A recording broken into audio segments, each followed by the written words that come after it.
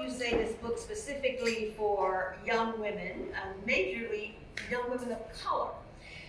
I assume then that means that you were seeing something in your practice or in your life that made you feel there was something going on with young women of color as they came from those teen years into adulthood, that they needed some guidance on. What were you seeing in your practice that made you decide to do this book?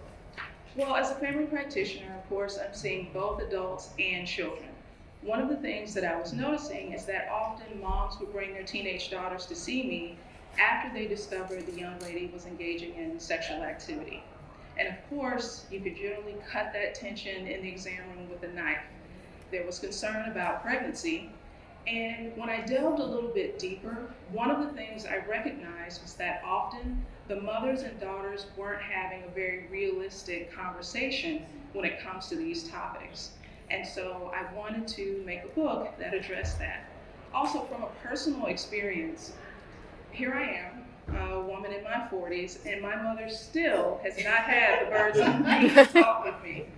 And so in the book, I have this one scene between Nia and her mother, and that represents the conversation I kind of wish I had had with my mother.